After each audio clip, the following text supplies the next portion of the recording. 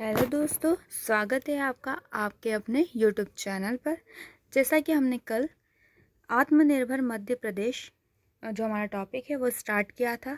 कल हमने देखा था कि आत्मनिर्भर मध्य प्रदेश के 4 प्रमुख स्तंभ है। कितने? 4 प्रमुख स्तंभ है। कौन कौन से हैं 4 प्रमुख स्तंभ?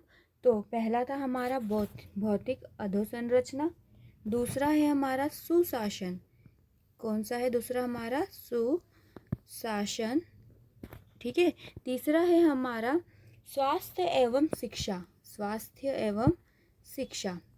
ठीक है। पहला हमारा भौतिक अधोसंरचना, दूसरा हमारा सुशासन और तीसरा हमारा है स्वास्थ्य एवं शिक्षा।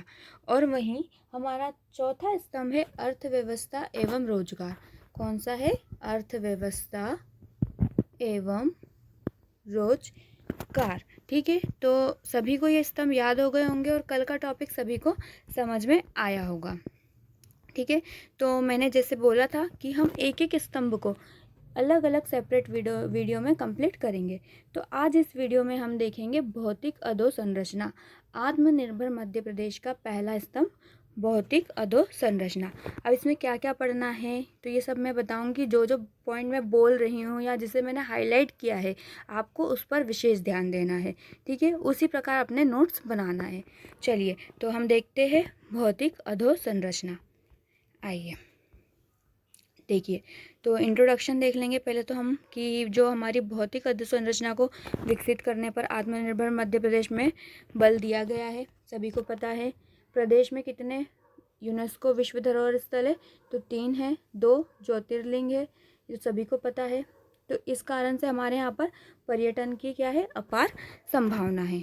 पर्यटकों के आकर्षण केंद्र के साथ साथ यहाँ पर फिल्म शूटिंग के लिए भी आकर्षण केंद्र बन गया है मध्य प्रदेश। ये तो आपको पता ही है सभी को। ठीक है। आगे देखते हैं कि अधोसंरचना में तेज गति से विकास आत्मनिर्भर भारत का एक अभिन्न अंग है। भौतिक अधोसंरचना का विकास न सिर्फ रोजगार के लिए नए अवसर सृजित करता है बल्कि एक संतुलित क्षेत्रीय विकास भी प्रदान करता है। ठीक है। तो आपको ये बात याद रखनी है कि जो भौतिक अधोसंरचना का विकास है वो रोजगार तो सर्जित करेगा, रोजगार के नए अवसर तो उत्पन्न करेगा, साथ ही साथ संतुलित क्षेत्रीय विकास भी करेगा। ठीक है। तो इस बात को याद रखना, ये इसका महत्व भी हो जाएगा। भौतिक अधोसंरचना के विकास का महत्व लिखिए तो रोजगार के नए अवसर उत्पन्न होंगे, साथ ही संतुलित क्षेत्रीय विकास भी होगा। आगे देखते हैं अब हम हमारा। देखिए, हमारे माननीय पूर्व मुख्यमंत्री शिवराज सिंह चौहान ने कहा है कि मध्य प्रदेश प्राकृतिक संसाधनों से समृद्ध राज्य है। सभी क्षेत्रों में विकास के लिए इन संसाधनों का उपयोग योजनाबद्ध तरीके से करना होगा। सभी क्षेत्र प्रत्यक्ष और अप्रत्यक्ष रूप से आपस में क्या है? जुड़े हुए हैं। अगर हम एक क्षेत्र का विकास करेंगे तो इसका सीधा असर किस पर पड़ेगा? दूसरे क्षेत्र पर। इसलिए एक क्षेत्र को दूसरे क्षेत्र से जोड़कर हमको क्या होगा? देखना होगा। इसलिए हमको जोड़ना होगा। सड़क बनानी है, रेलवे बनाना है, मेट्रो बनाना है। तो भौतिक अधोसंरचना में इन सब चीज़ों का क्या करना है? हमको विकास करना है। आगे देखते हैं। हमारे श्री सुरेश प्रभु जी राज्यसभा के सांसद है। उन्होंने क्या बोला है? उन्होंने बोला है कि यदि हम हर जिले का विकास दर में 3 से 4% का इजाफा करेंगे तो इससे राज्य की विकास दर में भी इजाफा होगा। अगर जिले की विकास दर को बढ़ाएंगे तो राज्य की विकास दर भी बढ़ेगी। ठीक है। अब आगे श्री अमिताभ कांत, मुख्य कार्यकारी अधिकारी नीति आयोग के, इन्होंने क्या बोला था? इन्होंने बोला था कि जो नीति आयोग द्वारा जारी समग्र जल प्रबंधन सूचकांक के अनुसार 17 बड़े राज्यों में अब मध्य प्रदेश किस स्थान पर है? तीसरे स्थान पर। कौन से स्थान पर है? तीसरे स्थान पर। इस बात को याद रखिएगा कि नीति आयोग द्वारा जारी जल प्रबंधन सूचकांक के अनुसार 17 बड़े राज्यों में मध्य प्रदेश अब तीसरे स्थान पर है। ठीक है। तो ये प्रमुख बिंदु है जो हमको याद रखना है। चलिए, तो अब भौतिक अधोसंरचना एक स्तंभ है। सभी को पता है कि आत्मनिर्भर मध्य प्रदेश में 4 स्तंभ है, जिसका एक स्तंभ जो आज हम पढ़ रहे हैं वो है हमारा भौतिक अधोसंरचना। और भौतिक अधोसंरचना में 6 उप समूह हैं। कितने उप समूह हैं? 6 उप समूह। ये हमने कल की वीडियो में बात कर ली थी, पर एक बार हम और रिपीट कर लेते हैं। कौन कौन से 6 उप समूह हैं? तो पहला है सड़क। पहला कौन सा है हमारा? सड़क। दूसरा कौन सा है? तो दूसरा हमारा यात्रा एवं पर्यटन, यात्रा एवं पर्यटन। तीसरा है हमारा नगरीय विकास एवं आवास, नगरीय विकास एवं आवास। चौथा है हमारा, चौथा है जल, पांचवा ऊर्जा, और देखो चौथा है हमारा जल, पांचवा ऊर्जा, और छठा है हमारा परिवहन एवं लॉजिस्टिक, परिवहन एवं लॉजिस्टिक। ठीक है, तो आपको ये बात याद रखनी है कि भौतिक अधोसंरचना तो एक स्तंभ है ही, और इस स्तंभ में 6 उपसमूह है। उन उपसमूह के नाम आपको याद होने चाहिए। पहला सड़क, दूसरा यात्रा एवं पर्यटन, तीसरा नगरीय विकास एवं आवास, चौथा जल, पांचवा ऊर्जा, छठा परिवहन एवं लॉजिस्टिक। क्या है? परिवहन एवं लॉजिस्टिक। अब सड़क के क्षेत्र में या सड़क के लिए हम क्या क्या काम करने वाले हैं, क्या क्या लक्ष्य हमने निर्धारित करे हैं आत्मनिर्भर मध्य प्रदेश के रोड मैप में, अब उन पर बात करते हैं। जो जो हमारे लिए काम का है हम फटाफट वो देखते हुए चलेंगे। चलिए देखिए, तो फ्लैगशिप परियोजनाओं का फास्ट ट्रैक विकास करेंगे, जिसमें मुख्य आपकी Chambal expressway, Chambal progress way, जो चंबल प्रोग्रेस वे रुका हुआ है कि वन भूमि और खनिज आदि की स्वीकृतियों को शीघ्र कार्रवाई कर इसका विकास करना है। इसके लिए ऑनलाइन पोर्टल का विकास करना है। ठीक है, आगे देखते हैं। सड़कों के विकास हेतु बेहतर योजना का हम निर्माण करेंगे। राजस्व को बढ़ाने के लिए, किसको बढ़ाने के लिए? राजस्व को बढ़ाने के लिए 200 सड़कों का साइंटिफिक ट्रैफिक सर्वे कराया जाएगा। कितनी सड़कों का? 200 सड़कों का साइंटिफिक ट्रैफिक सर्वे किया जाएगा। क्यों किया जाएगा? राजस्व को बढ़ाने के लिए। ठीक है, आगे देखते हैं। आगामी 6 माह में प्रदेश के सभी टोल प्लाजा का हम क्या करेंगे? कंप्यूटरीकरण करेंगे, कंप्यूटरीकरण करेंगे। फास्टैग के क्रियान्वयन के माध्यम से ऑटोमेशन भी किया जाएगा। पर इसके लिए जो वित्त पोषण है वो कौन देगा हमें? भारत सरकार। कौन देगा? भारत सरकार। जो हमारे बजट में स्वीकृत पैसा है उसके अतिरिक्त हम 500 करोड़ ऑफ बजट से अतिरिक्त रुपए बाजार से ऋण के रूप में लेंगे। क्यों लेंगे? सड़क के ऊपर, सड़क विकास पर खर्च करने के लिए। ठीक है, इसके बाद ये याद रखिएगा कि जो हमारी अनुबंध समय सीमा के पूर्ण करने, परियोजना लागत में अधिक वृद्धि को नियंत्रित करने के संबंधित जितने भी विवाद होते हैं, इनको निपटाने के लिए हम क्या बनाएंगे? उच्च स्तरीय समिति या बॉडी का गठन किया जाएगा। ठीक है, और लास्ट पॉइंट है सड़क में हमारा कि हम सड़कों की प्राथमिकता निर्धारित करने, तकनीक आधारित स्थिति का आकलन करने हेतु road assist management, most important है, रोड असिस्ट मैनेजमेंट सिस्टम क्यों बनाया जाएगा? सड़कों की प्राथमिकता निर्धारित करने, तकनीकी आधारित स्थिति का आकलन करने हेतु। ठीक है, ऐसा भी दिया जा सकता है कि रैम्स का फुल फॉर्म क्या है, रैम्स किससे संबंधित है? तो ये किससे संबंधित है? सड़कों की प्राथमिकता और तकनीकी आधार पर उनकी स्थिति का आकलन करने से संबंधित। इसका फुल फॉर्म क्या है? Road assist management system. क्या है? Road assist management system. ठीक है, और इसके लिए वित्त पोषण कहाँ से ले रहे हैं हम? ADB से, एशियन डेवलपमेंट बैंक से। इस बात को आप विशेष ध्यान रखिएगा। ठीक है, तो सड़कों के लिए पहला ये चंबल प्रोग्रेस वे के लिए सारी स्वीकृतियाँ शीघ्र का ही, स्वीकृतियों पर शीघ्र कार्रवाई करना है, ऑनलाइन पोर्टल बनाना है। दूसरा 200 सड़कों का साइंटिफिक ट्रैफिक सर्वे करना है, राजस्व को बढ़ाना है। तीसरा सभी टोल प्लाजा का कंप्यूटरीकरण करना है, फास्टैग के क्रियान्वयन के माध्यम से ऑटोमेशन करना है। 500 करोड़ रुपए ऑफ बजट लेना है, बाजार ऋण लेना है। ठीक है, इसके बाद विवादों के निपटान हेतु उच्च स्तरीय समिति का गठन करना है, सड़कों की प्राथमिकता निर्धारित व तकनीकी स्थिति का आकलन करने हेतु रोड असिस्ट मैनेजमेंट सिस्टम का स्थापित करना है। ठीक है, और इसमें कौन सहायता देगा? ADB। हो गया हमारा ये पहला पॉइंट सड़क। दूसरा है हमारा यात्रा एवं पर्यटन, इम्पॉर्टेंट है। जो हमारा दूसरा उपसमूह है वो है यात्रा एवं पर्यटन। इसमें पहली तो हमारी ये मुहिम है बफर में सफ़र मिशन, जो हम मध्य प्रदेश में चलाया जा रहा है कि जो राष्ट्रीय उद्यान का बीच का क्षेत्र कोर के आसपास का क्षेत्र बफर कहलाता है। ठीक है, तो आपको पता ही होगा कि जो मध्य का क्षेत्र है वो कोर कहलाता है और उसके पास का क्षेत्र बफर कहलाता है। तो मानसून में बफर क्षेत्र में पर्यटकों को उनको आकर्षित करने के लिए या बफर क्षेत्र में पर्यटन को बढ़ाने के लिए बफर में सफ़र मुहिम स्टार्ट की गई है। ठीक है, तो ये याद रखना कि बफर में सफ़र मानसून में पर्यटन को बढ़ावा देने के लिए प्रारंभ की गई है। ठीक है, इसके अतिरिक्त हम क्या करेंगे, 2 टाइगर सफारी विकसित करना। 2 टाइगर सफारी विकसित करेंगे कहाँ पर, कान्हा पेंच और बांधवगढ़ में। कान्हा पेंच और बांधवगढ़ में बफर में सफ़र, 2 टाइगर सफारी। इसके अलावा हम 7 सर्किट बना रहे। कितने सर्किट, 7 सर्किट। और सातों के नाम आपको याद होना चाहिए। पर्यटन में हम कितने सर्किट बनाएंगे, 7 सर्किट। पहला सर्किट अमरकंटक, दूसरा रामायण, तीसरा तीर्थंकर, चौथा ओमकार, नर्मदा परिक्रमा, रूलर सर्किट, ट्राइबल सर्किट। ठीक है, पहला अमरकंटक, रामायण सर्किट, दूसरा तीर्थंकर सर्किट, ओमकार सर्किट, नर्मदा परिक्रमा, रूलर सर्किट और ट्राइबल सर्किट। ठीक है, ये भी याद रखिएगा। पहला बफर में सफ़र, दूसरा 2 टाइगर सफारी और उसके बाद 7 सर्किट का निर्माण। आगे देखते हैं और क्या करेंगे हम।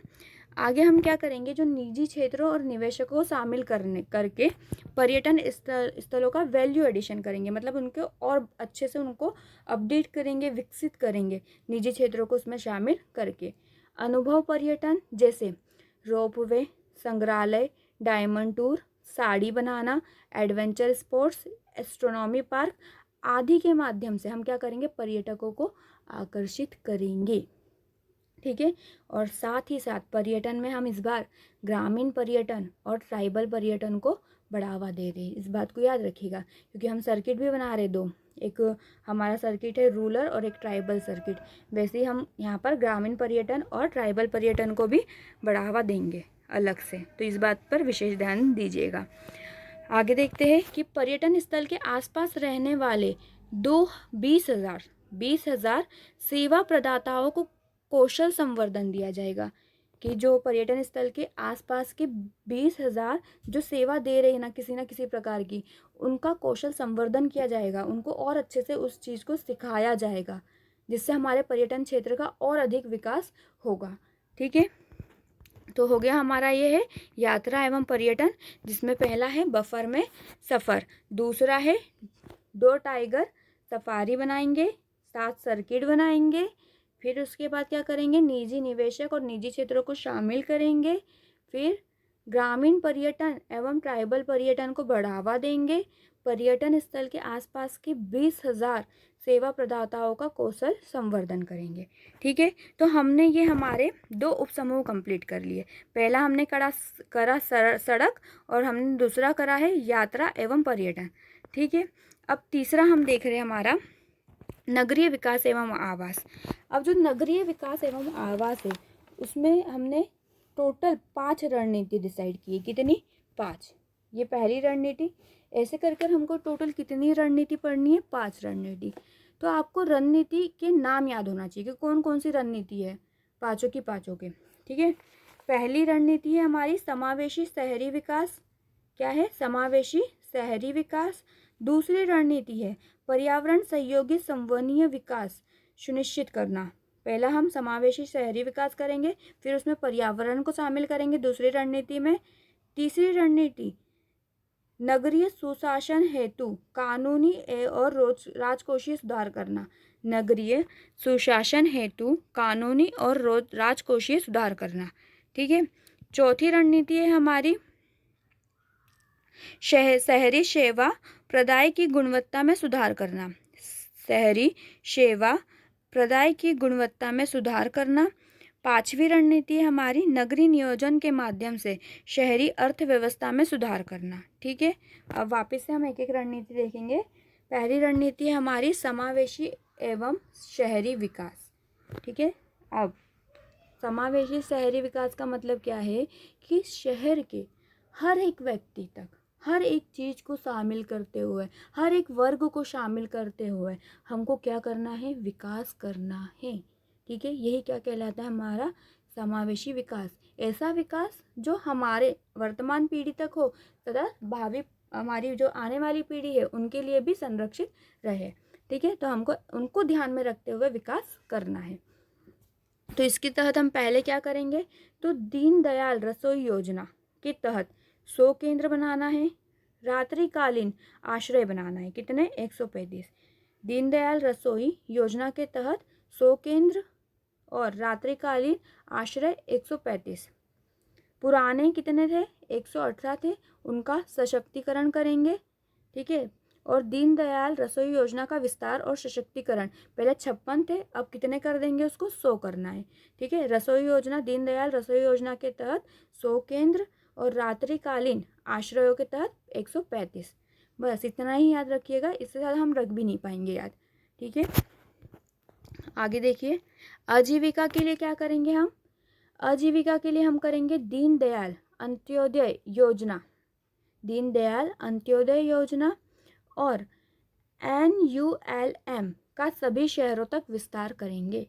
ठीक है, इसके अलावा 1,50,000 गरीब परिवारों को SHG से हम जोड़ेंगे, 1,50,000 गरीब परिवारों को SHG से जोड़ेंगे आजीविका यानी रोजगार के लिए।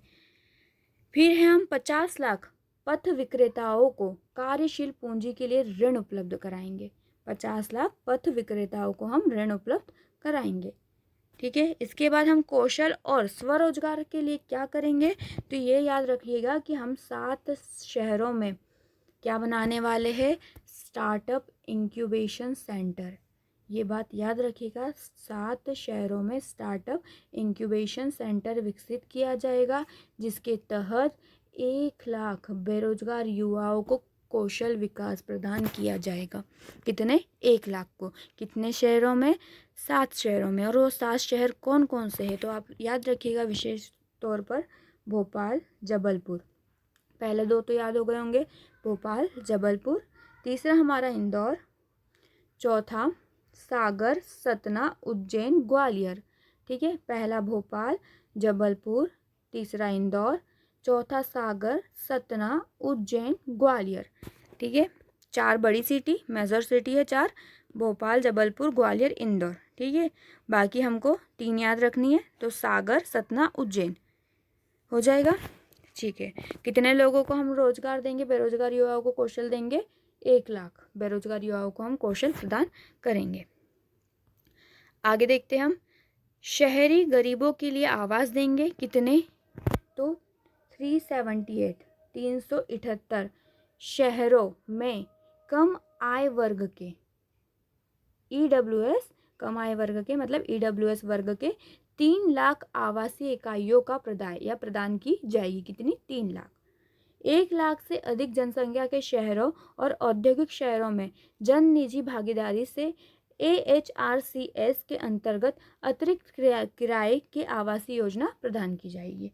ठीक है, फिर 30,000 से कम आय वर्ग के हितग्राहियों के लिए क्रेडिट लिंक्ड सब्सिडी प्रदान की जाएगी, क्रेडिट लिंक सब्सिडी प्रदान की जाएगी। ठीक है, तो ये हमारी हो गई पहली रणनीति, क्या थी, समावेशीय एवं शहरी विकास। ठीक है, अब दूसरी रणनीति हमारी पर्यावरण सहयोगी संवहनीय विकास सुनिश्चित करना।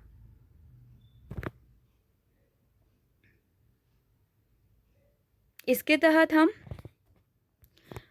49 शहरों में सीवरेज सिस्टम को कार्यशील बनाना। कितने, 49 शहरों में, जहाँ की 1 लाख से अधिक क्या है, जनसंख्या है और वो नर्मदा के किनारे बसे हुए हैं। ऐसे कितने शहरों में, 49 या 49 शहरों में क्या बनाएंगे, सीवरेज सिस्टम बनाएंगे। ठीक है, और इनकी दैनिक मॉनिटरिंग होगी, IT सिस्टम स्थापित, दैनिक मॉनिटरिंग के लिए हम IT सिस्टम स्थापित करेंगे। ठीक है, जिससे प्रदूषण कम होगा। आगे देखते हैं सैनिटेशन हम वही 378 शहरों के लिए ODF+ का स्टेटस दिलाना चाहते हैं। 378 शहरों को ODF प्लस का स्टेटस दिलाना चाहते हैं। इंदौर के लिए हम वाटर प्लस का स्टेटस दिलाना चाहते हैं, जो बन चुका है। इंदौर हमारा वाटर प्लस शहर बन चुका है। ठीक है, आगे देखते हैं ठोस अपशिष्ट प्रबंधन। अब तो ये हमारा एक अलग से टॉपिक वापस से जोड़ दिया गया है पर्यावरण में, तो हमको इसको और अलग से पढ़ना ही पड़ेगा। पर इसमें हमने क्या प्रावधान किया है ठोस अपशिष्ट के लिए? तो पहला तो यही है कि सभी शहरों से हमको 100% स्रोत पर पृथक्करण करना है। मतलब जो भी हम कचरा कलेक्ट करेंगे उनको पूरी तरीके से अलग अलग लेना है। ठोस अलग, गीला अलग, सूखा अलग। ठीक है, तो पूरी तरीके से इनका 100% पृथक्करण करना है। फिर इसके बाद जो 75% तक का जो ठोस होगा उसका हमको पुनर्चक्रण करना है, रिसाइकल करना है। कितने प्रतिशत तक का? 75% तक का। ठीक है, ये बात याद रखिएगा। आगे देखिए, जिला मुख्यालयों पर वैज्ञानिक लैंडफिल की स्थापना करेंगे। जो जिला मुख्यालय है वहाँ पर हम क्या बनाएंगे? एक वैज्ञानिक तौर पर लैंडफिल बनाएंगे, गड्ढा खोदना, और उसके अंतर्गत हम क्या करेंगे? ठोस अपशिष्ट का निस्तारण करेंगे वैज्ञानिक तरीके से, तकनीकी आधार पर होगा। ठीक है, वो आगे देखते हैं। वायु गुणवत्ता सुधार, इसके अंतर्गत हम क्या करेंगे? 10 लाख से जो अधिक जनसंख्या वाले शहर हैं वहाँ पर 5% तक वायु गुणवत्ता में सुधार करने का प्रयास करेंगे। 10 लाख से अधिक जनसंख्या वाले कौन कौन से शहर? इंदौर, भोपाल, जबलपुर और ग्वालियर। ठीक है, 10 लाख से अधिक शहरों में जन निजी भागीदारी से हम क्या बनाएंगे? E vehicle charging station. क्या बनाएंगे? E vehicle charging station. साथ ही साथ ई बस का हम क्या करेंगे? संचालन करेंगे। ठीक है, कहाँ कहाँ पर? तो देखो 10 लाख से अधिक तो 4 पता ही है आपको, भोपाल, इंदौर, जबलपुर, ग्वालियर, और एक अलग से याद रख लीजिएगा उज्जैन। ठीक है, ये हो गई हमारी दूसरी रणनीति भी। दूसरी रणनीति पर्यावरणीय सहयोग संवहनीय विकास सुनिश्चित करने वाली। अब हमारी तीसरी रणनीति है नगरीय सुशासन हेतु कानूनी और राजकोषीय सुधार करना। नगरीय सुशासन हेतु हमको क्या करना है? कानूनी और राजकोषीय सुधार करना है, जिसके तहत हम क्या करेंगे? नगरीय निकायों के 2 अधिनियमों का तो सबसे पहले हम एकीकरण करने वाले हैं। क्या करेंगे? एकीकरण करेंगे। फिर इसके अलावा कार्य संचालन नियमों, संपत्ति निपटान नियमों, भूमि विकास नियमों में संशोधन करेंगे। ठीक है, इतने सारे नियमों में हमको क्या करना है? संशोधन करना है। आगे राजकोषीय सुधार। राजकोषीय सुधार में हम क्या करेंगे? जो नगरीय निकायों के राजस्व में अपने स्रोतों से 43 से 60% तक की वृद्धि। नगरीय निकायों में जो राजस्व के स्रोत है उसमें 43 से हम 60% तक की वृद्धि करने का प्रयास करेंगे। याद रखिएगा। संपत्ति कर को संपत्ति के बाजार मूल्य से जोड़ना, संपत्ति लेने देने को रजिस्ट्री विभाग से जोड़ना। ठीक है, इसके बाद सेवाओं की लागत वसूलने के लिए उपभोक्ता प्रभार का अधिरोपण करना, नगरीय संस्थाओं विकास प्राधिकरणों की व्ययन योग संपत्ति के लिए ऑनलाइन व्यवस्था बनाना। फिर है जन निजी भागीदारी के माध्यम से विभिन्न VCF का full form value capture finance tools के नियम और विनियम लागू करना। ठीक है, इसके बाद हम करेंगे प्रशासनिक सुधार। प्रशासनिक सुधार में हम राष्ट्रीय अभिशासन और शहरी प्रबंधन संस्थान का संचालन करेंगे। चौथी रणनीति हमारी शहरी सेवा प्रदाय की गुणवत्ता में सुधार। जो सेवा देते शहरी क्षेत्रों में उसकी गुणवत्ता में सुधार करेंगे। तो गुणवत्ता में सुधार करने के लिए सबसे पहले तो हम ई गवर्नेंस बनाएंगे। ई गवर्नेंस सभी नागरिक सेवाओं को हम कैसे प्रदान करेंगे? ऑनलाइन माध्यम से। और ये मुख्यतः पहले तो हम 4 शहरों में करेंगे, 16 नगर निगमों में और 98 नगर पालिकाओं में। ऐसे करते हुए हम टोटल मध्य प्रदेश के 378 शहरों में हम क्या करेंगे? सभी नागरिक सेवा ऑनलाइन माध्यम से प्रोवाइड कराएंगे। इसके अलावा 269 शहरों में GIS आधारित ज्योग्राफिकल इंफॉर्मेशन सिस्टम के आधार पर हम संपत्ति सर्वेक्षण पूरा करवाएंगे। ठीक है, 269 शहरों में। भवन निर्माण अनुमति के साथ टाउन प्लानिंग में भी हम ई सेवाओं का एकीकरण करेंगे। टाउन प्लानिंग मतलब नगर नियोजन में भी हम ई सेवाओं का क्या करने वाले हैं, एकीकरण करने वाले हैं। सभी 1 लाख से अधिक आबादी वाले शहरों के लिए ऑनलाइन भूमि उपयोग प्रमाण पत्र और लेआउट अनुमोदन तैयार करेंगे। फिर इसके बाद जल आपूर्ति, जल आपूर्ति के लिए हम क्या करेंगे, 100 पाइप जल आपूर्ति परियोजना को पूर्ण करना है। सबसे पहले तो 50 शहरों के लिए हमें ICT सक्षम स्काडा प्रणाली स्थापित करना है। तो ये याद रखिएगा कि सक्षम स्काडा प्रणाली किससे संबंधित है, तो जल आपूर्ति से संबंधित है। सक्षम स्काडा प्रणाली किससे संबंधित है, जल आपूर्ति से संबंधित है। स्काडा का फुल फॉर्म क्या है, सुपरवाइजरी कंट्रोल एंड डाटा एक्यूशन। ठीक है, आगे देखिए, storm water drainage. Storm water drainage मतलब वर्षा जल नाला। 10 लाख से अधिक जनसंख्या के सभी शहरों में हम बाढ़ नियंत्रण एवं जोनिंग के लिए GIS आधारित storm water drainage master plan बनाएंगे। ठीक है, तो याद रखिएगा स्ट्रॉम वाटर ड्रेनेज किससे संबंधित है, तो वर्षा जल पर नियंत्रण या बाढ़ पर नियंत्रण से संबंधित है। फिर है हमारा सार्वजनिक परिवहन एवं नगरीय यातायात के लिए क्या करोगे आप बताइए। तो हम क्या करेंगे, बस आधारित इंट्रा सिटी पब्लिक ट्रांसपोर्ट का 14 शहरों से 20 शहरों तक विस्तार करेंगे, वाहनों की संख्या दुगुनी करेंगे। ठीक है, और क्या करेंगे, तो इंदौर और भोपाल में जो मेट्रो रेल परियोजना की 100% निविदा कार्रवाई संपन्न करेंगे।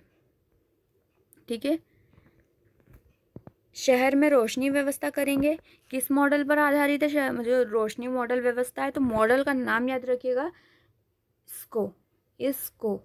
ठीक है, ये इलेक्ट्रिकल सर्विस कंपनीज इसका फुल फॉर्म है, एक बार आप चेक कर लीजिएगा। वैसे तो यही है, इलेक्ट्रिसिटी सर्विस कंपनी। ठीक है, 100 शहरों में क्या करेंगे, हम LED स्ट्रीट लाइट लगाएंगे। 100 शहरों में LED स्ट्रीट लाइट लगाएंगे। इसके तहत इसको मॉडल पर 100 शहरों में हमको क्या लगाना है, LED स्ट्रीट लाइट लगाना है। 5वीं रणनीति और आखिरी रणनीति हमारी, ठीक है, नगरीय विकास एवं आवास में हमारी 5वीं एवं आखिरी रणनीति है कौन सी, नगरीय नियोजन के माध्यम से शहरी अर्थव्यवस्था में क्या करना है, हमको सुधार करना है। रणनीति नंबर 5। तो कैसे सुधार करेंगे, तो सभी 1 लाख से अधिक आबादी वाले शहरों के लिए GIS आधारित विकास योजनाएं बनाएंगे। TOD और TDR का कार्यान्वयन करना। देखो, TOD और TDR का फुल फॉर्म याद रख लीजिएगा, और हो सके तो इन दोनों टॉपिक पर मैं सेपरेट वीडियो बना दूंगी अलग से। ठीक है, क्योंकि अभी बताना पॉसिबल नहीं होगा, वीडियो पहले ही बड़ा हो जाएगा। ठीक है, तो TOD क्या है, ट्रांजिस्ट ओरिएंटेड डेवलपमेंट। TDR क्या है, transfer of development rights. TOD और TDR दोनों का फुल फॉर्म आप याद रखिएगा, दोनों का क्या करना है, क्रियान्वयन करना है। इतना याद रखना कि ये भूमि और परिवहन का एकीकरण से संबंधित है, कि जो भूमि है और परिवहन का कहीं ना कहीं हमको एकीकरण करने से संबंधित ये योजना है या क्रियान्वयन इनका हमको करना है। अब हमारा आता है चौथा पॉइंट, जल। भौतिक अधोसंरचना में हमने पहला पढ़ा सड़क, दूसरा पढ़ा यात्रा एवं पर्यटन, तीसरा पढ़ा नगरीय विकास एवं आवास, और तीसरे में हमने 5 रणनीतियाँ देखी। अगर आपको रणनीतियों का अंदर का ज़्यादा कुछ याद ना रहे, पर रणनीतियों के आप नाम याद रख लीजिएगा, कुछ चीज़ें इंपॉर्टेंट आप याद रख लीजिएगा। ठीक है, अब चौथा है हमारा जल। जल में क्या करना है हमको, तो मार्च 2021 तक ग्रामीण क्षेत्रों में पाइप वाटर सप्लाई की उपलब्धता करानी है। पाइप वाटर सप्लाई की उपलब्धता को राष्ट्रीय औसत से अधिक बढ़ाना है। ठीक है, तो वर्तमान हमारा जो औसत है वो कितना है, पाइप वाटर सप्लाई का 17%। कितना है, 17%। पर हमको कितना करना है, राष्ट्रीय औसत से अधिक करना है, और राष्ट्रीय औसत कितना है, 26 है, 26%। वर्तमान कितना हमारा 17, राष्ट्रीय कितना है 26, याद रखिएगा। निवाड़ी और बुरहानपुर जिले को हमको कितना 100% कवर करना है। आपने एक योजना सुनी होगी, जल मंदिर योजना, जो बुरहानपुर से संबंधित है। फिर 26 लाख घरों को वर्तमान वर्ष में कनेक्शन देना है हमको। 26 लाख घरों को वर्तमान वर्ष में कनेक्शन देना है। 2024 तक, वर्ष 2024 तक मध्य प्रदेश के 100% ग्रामीण घरों में पेयजल की उपलब्धता सुनिश्चित करनी है। तो कब तक? 2024 तक 100% ग्रामीण घरों में पेयजल की सुविधा उपलब्ध करानी है या सुनिश्चित करानी है। याद रखिएगा इस पॉइंट को। जल, बिजली आदि की मरम्मत हेतु 50,000 मैकेनिकों को 3 वर्षों में प्रशिक्षित करना है। नल और बिजली आदि की मरम्मत करने हेतु हमको 50,000 मैकेनिकों को 3 वर्षों के लिए या 3 वर्षों में प्रशिक्षित करना है।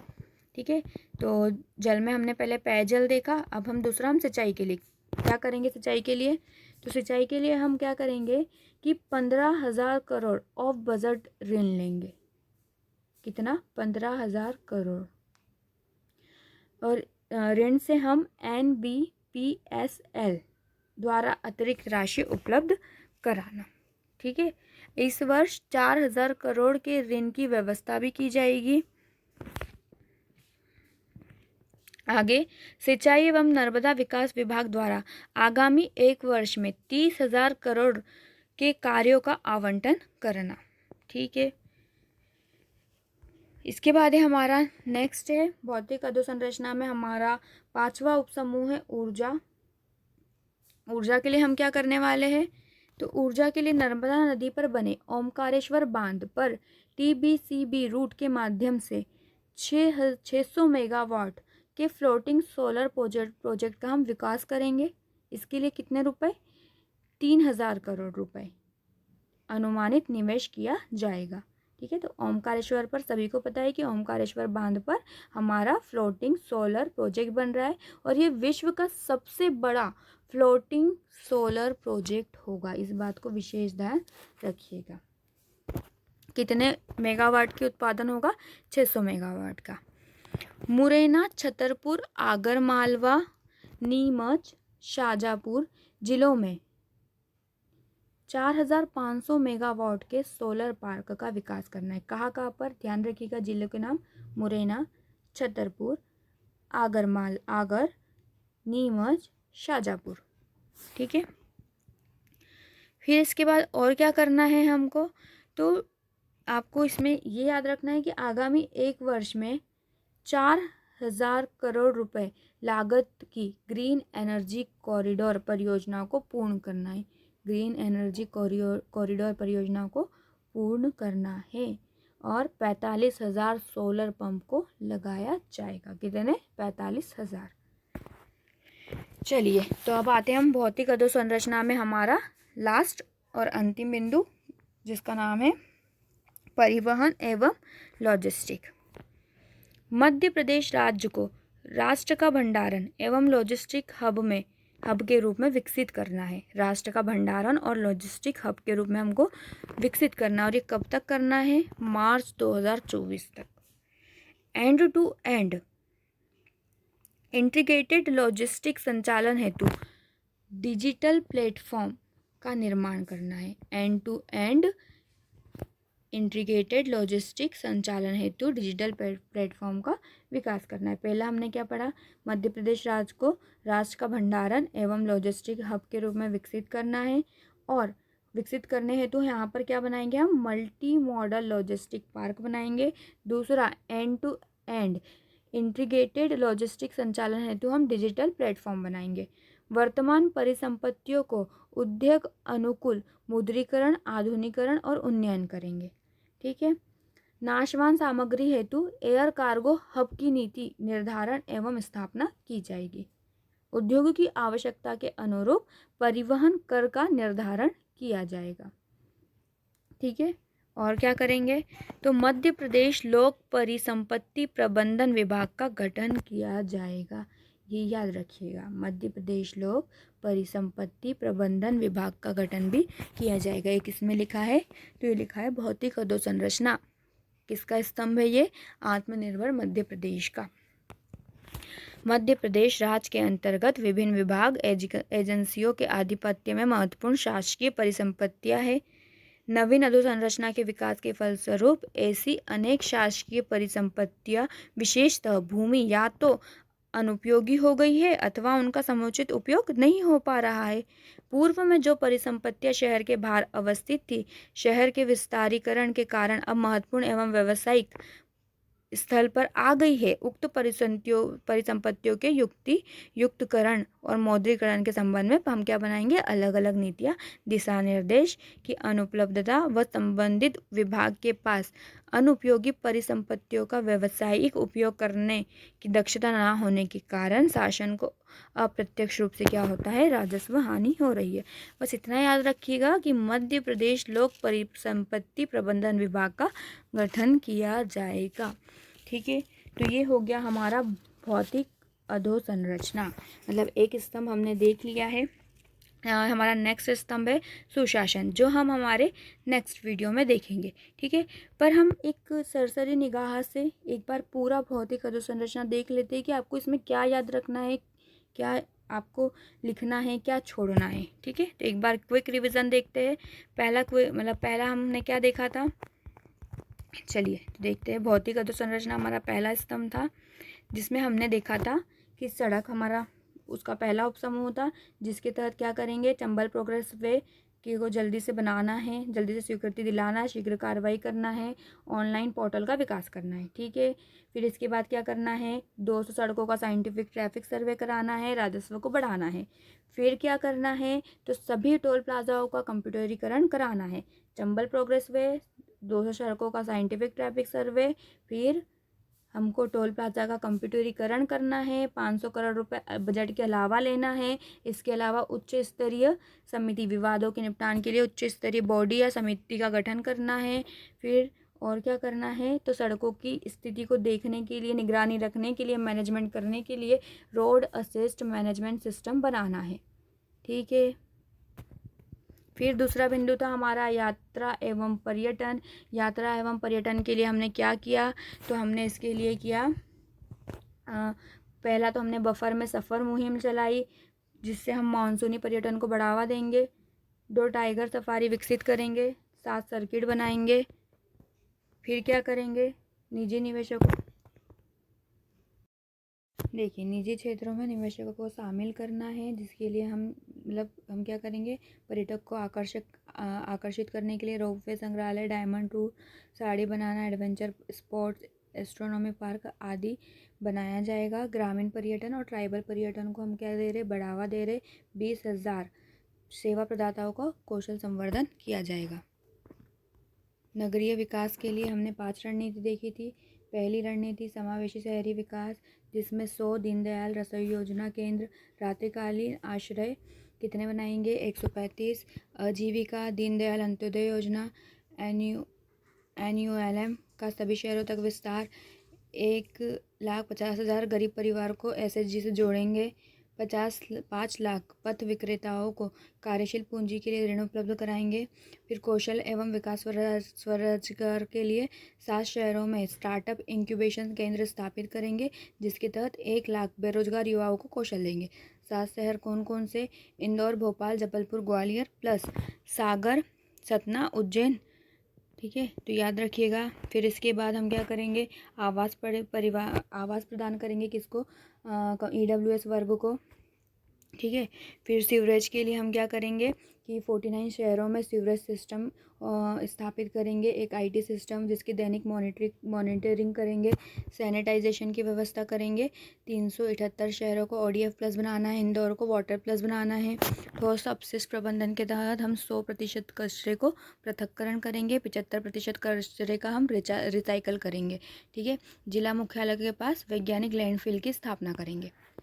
वायु की गुणवत्ता, 10 लाख से अधिक जनसंख्या के शहरों में 5% तक वायु की गुणवत्ता में सुधार करेंगे। ठीक है, फिर क्या करेंगे, 10 लाख से अधिक शहरों में जन निजी भागीदारी से ई-व्हीकल चार्जिंग स्टेशन बनाए जाएंगे।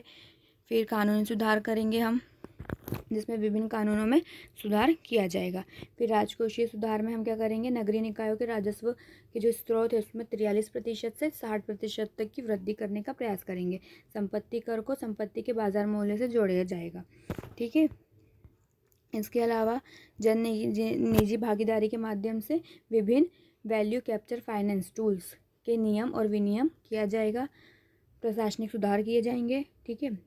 फिर चौथी रणनीति जो शहरी सेवा प्रदाय की गुणवत्ता में सुधार करेंगे, जिसके तहत हम सारी नागरिक सेवाओं को ऑनलाइन करवाएंगे। ठीक है। फिर इसके बाद GIS आधारित भूमि या संपत्ति का सर्वेक्षण किया जाएगा। टाउन प्लानिंग भी हमारी ऑनलाइन होगी। 1 लाख से अधिक शहरों में ऑनलाइन भूमि उपयोग प्रमाण पत्र जारी करेंगे। 100 पाइप जल आपूर्ति परियोजनाओं को पूर्ण करना है। प्लस इसके लिए हमने एक प्रणाली बनाई है, सक्षम स्काडा। इसका नाम याद रखिएगा, सक्षम स्काडा। ठीक है। फिर स्टॉर्म वाटर ड्रेनेज बनाया जाएगा। फिर परिवहन, सार्वजनिक परिवहन एवं नगरीय यातायात हेतु विभिन्न प्रयास होंगे। बस आधारित इंट्रासिटी पब्लिक ट्रांसपोर्ट का 14 शहरों से 20 शहरों तक विस्तार किया जाएगा। वाहनों की संख्या दुगनी की जाएगी। इंदौर भोपाल मेट्रो रेल परियोजना की 100% निविदा कार्रवाई की जाएगी। इसको मॉडल पर आधारित क्या होगी, स्ट्रीट लाइट लगाई जाएगी। ठीक है। कितने शहरों में, 100 शहरों में। रणनीति 5 नगरीय नियोजन के माध्यम से शहरी अर्थव्यवस्था में सुधार किया जाएगा। ठीक है। फिर इसके बाद ये याद रखना, TOD और TDR का क्रियान्वयन करना है हमको। दोनों के फुल फॉर्म याद रखिएगा। फिर जल के लिए पेयजल ग्रामीण क्षेत्रों में पाइप वाटर सप्लाई उपलब्धता को राष्ट्रीय औसत से बढ़ाना। वर्तमान औसत 17 है, राष्ट्रीय औसत 26 है। उससे हमको क्या करना है, बढ़ाना है। निवाड़ी बुरहानपुर जिले को 100% कवर करना है। ठीक है। 26 लाख घरों को वर्तमान वर्ष में कनेक्शन देना है। फिर 2024 तक 100% ग्रामीण घरों में पेयजल की उपलब्धता सुनिश्चित करानी है। इसको याद रखिएगा। फिर सिंचाई के लिए हम क्या करेंगे, तो इसके लिए हम ऑफ बजट ऋण लेंगे 15,000 करोड़ का, और इसके अलावा 4,000 करोड़ की ऋण की व्यवस्था की जाएगी। फिर अन्य गतिविधियों में नर्मदा पर बने ओमकारेश्वर बांध पर हम क्या करेंगे, एक सोलर जो फ्लोटिंग पावर के लिए 3,000 करोड़ अनुमानित निवेश किया जाएगा, 3,000 करोड़ का। और इस सोलर जो फ्लोटिंग प्रोजेक्ट है, जिसके तहत हमको 600 मेगावाट बिजली या ऊर्जा उत्पादन किया जाएगा। विश्व का सबसे बड़ा फ्लोटिंग सोलर प्रोजेक्ट होगा ये। ठीक है। और मुरैना, छतरपुर, आगर, नीमच, शाजापुर जिलों में 4,500 मेगावाट के सोलर पार्क लगाए जाएंगे, जिसके लिए 18,000 करोड़ रुपए की अनुमानित निवेश किया जाएगा।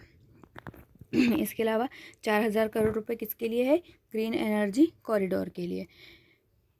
45,000 सोलर पंप लगाए जाएंगे। परिवहन एवं लॉजिस्टिक के लिए हम क्या करेंगे, मध्य प्रदेश में मल्टी मॉडल लॉजिस्टिक पार्क की स्थापना करेंगे। End to end integrated logistic संचालन हेतु एक डिजिटल प्लेटफॉर्म बनाएंगे। ठीक है।